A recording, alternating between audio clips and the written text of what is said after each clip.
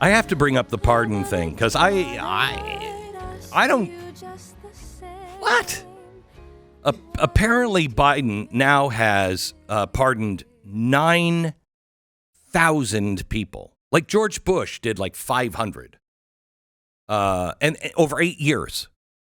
9,000 people. The only one close is Jimmy Carter because he did 12,000 people that had to go to Canada because they tried to avoid the Vietnam War. So he just did a blanket pardon of 12,000 people. This is 9,000 individuals. Yeah, some of them work sort of in that blanket. Like he did that 1,500 that one day, which is the most ever happened in a day. And they were sort of more like blanket. They were like, here's a class of criminal in a certain situation. This is crazy. But like some of the specifics are really bizarre. Yeah. Right? Like this woman who bilked this town. Okay, yeah. So there's a town, Dixon, Illinois. And it's a small town. And this woman worked for the town. And she had opened up an account. And she was transferring money into her account. And people are like, where's all the money going? $54 million. Okay. I love the list of what she bought. She bought like 400 horses and then like 80 acres of land, which you can't have 400 horses on 80 acres of land. But anyway. You can't? Well, that's a lot of horses. Why is that?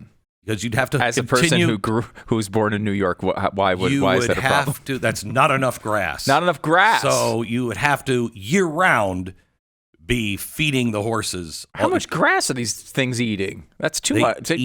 Calm down. All day long. Calm down. Jeez. Anyway, it's grass. She bought, so excited. Let's see, 400 horses, 48 trucks, luxury motorhome, classic cars, a boat, 80 acres of land, jewelry, personal credit cards, business expenses, furnishing for at least 3 homes, including a Florida vacation home. You think at some point in a small town they would have caught this a little earlier? Yeah. You have a new collection and you work what? Where? What? So anyway, she goes on vacation and the city's like, let's check her bank records, her bank account. And so they get the warrant, they check her bank, they arrest her. She's 20 years. She served like 4 or 5 years of her time. And she's like, oh, I'm getting really old and sick. And she's not that old. And so the judge says, okay, and this set the town on fire. The judge said, okay, home arrest. You're just ankle bracelet. You cannot leave your home. Okay, well, if you're sick and you're worried that, your family's not going to see you and whatever, fine. Okay. That wasn't good enough for whoever is putting this one in front of Joe Biden. He just said, you're done. Why? Yeah, why? Who suggested this one? Somebody. Of it course. wasn't just a random, he was just perusing the internet and came across this story and thought, this person who bought 400 horses for 400 horses for 80 acres? Yeah. 80 acres, which by the way is too many horses on that many acres. I could be wrong, horse people. I could be wrong. I know cows can't do it. Horse people. They are horse people. They have the head and hands of horses. Oh, my God. The rest of them is human. It's weird. I'd say that's horrific, but that would be hateful, and I shouldn't judge other people's cultures. They're just like people. They need people food, but they don't have fingers or thumbs. No, so they just eat grass. Yeah. This isn't a random thing. The way a lot of this works is somebody who is tied to the administration. Okay. Somebody who, has a connection or a person who has a connection to somebody else gets the message to somebody in the administration, hey, I like this person. I don't think they're that bad. You should let them out. And that's not the way it's. Let me tell you a story I've never told on the air before. There's a guy I know who I think it was caught up in something that he didn't do. Everything that I see looks like he's been falsely accused and it's just destroyed his life for many, many years. And they haven't sentenced him. And he's like waiting for the shoe to drop for at that time, 2 years. This 4 years ago. And so his attorney called me and he said, you know the president. And I went through the case and everything. And I thought, I think he's actually innocent. So I called the president right after the new year. And I said, Mr. President, may I pitch you on a name? We've already sent it to your vetters. And so they're looking at it. I just want to tell you, I think this guy got the shaft. You made a personal plea. I made a personal plea, and we talked about it for a while. And he said, okay, I'd love to do that, but I have to look at the case. I don't know I haven't heard of this case. I said, I understand. I just wanted to put my name on it. Put it on your radar. Just put it on your radar. They looked at it. They disagreed. He wasn't pardoned. But that's the way it happens. Okay? Some lawyer gets information to the White House, and that lawyer knows somebody who knows somebody in the White House, and they call and say, 9,000 pardons? 9,000. First of all, President Biden has no idea. There's no way you could go through 9,000. How many lawyers at the White House do they have going over these cases for 9,000 reversals? Right. They're just saying, allegedly, just saying yes to everybody who's asking that's connected to them. Why would you let this person go? Right, because it seems like a terrible one.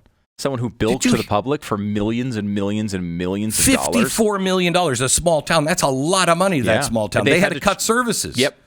Okay, so what about the one with the judge? Listen to this one. Yeah, this is a story of a judge who, long story short, basically was accused and convicted of going through, taking people and intentionally sentencing young people, juveniles and young people, if I'm remembering all the details of the story correctly, to prisons in conjunction with someone who was running the prison.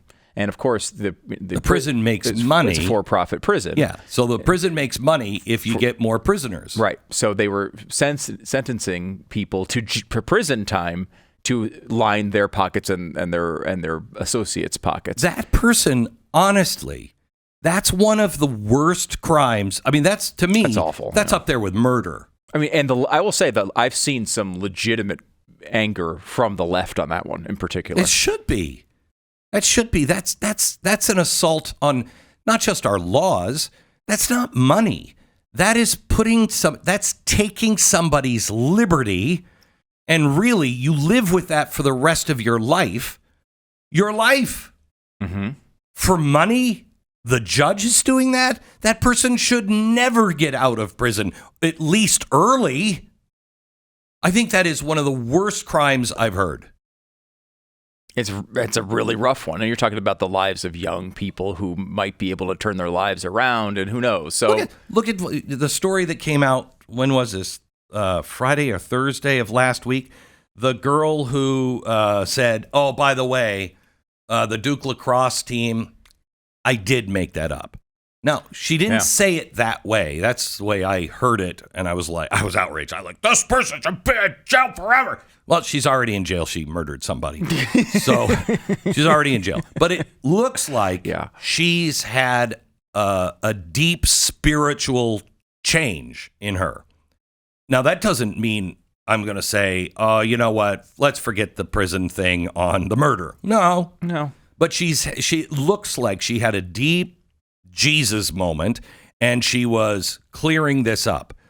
I think that is absolutely incredible, because the three boys that were charged and everyone in the Duke lacrosse team was smeared. But imagine being one of those three that were named, trying to get a job. Yeah.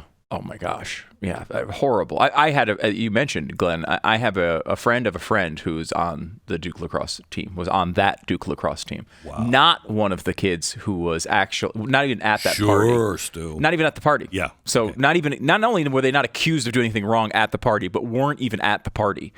And the second they would turn in a resume to someone with Duke and lacrosse on it, in that time period, they would just not get callbacks from prospective employers because of this. And some of them would tell them, I can't hire somebody from the Duke freaking lacrosse team, which is, it's somewhat understandable from an employer's perspective.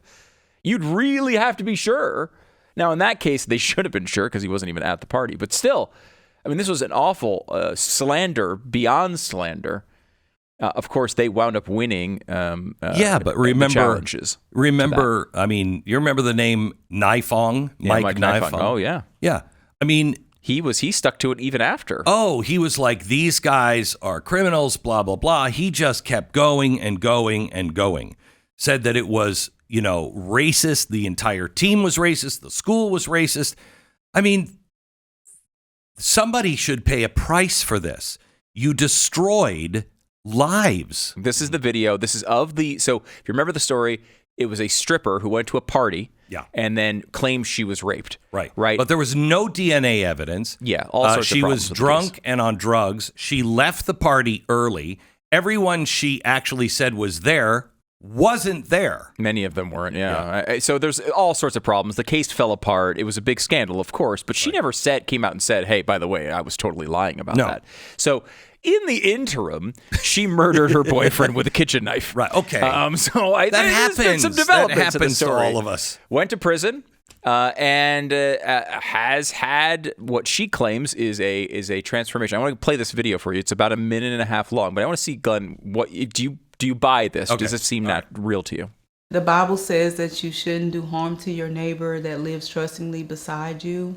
And they were my brothers, and they trusted me that I wouldn't betray their trust.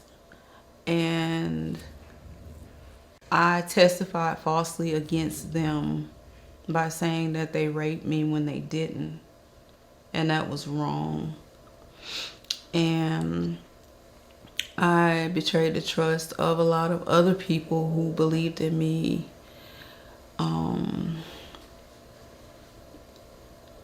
And made up a story that wasn't true because I wanted validation from people and not from God. And that was wrong when God already loved me for who I was, regardless. I didn't need to seek validation from him because I already had validation from him. I just didn't know it. And I hurt my brothers. And I hope that they can forgive me. And I want them to know that I love them. And they didn't deserve that. And I hope they can forgive me. And that I hope that they can heal and trust God and know that God loves them and that God is loving them through me, letting them know that they're valuable and that they didn't deserve that.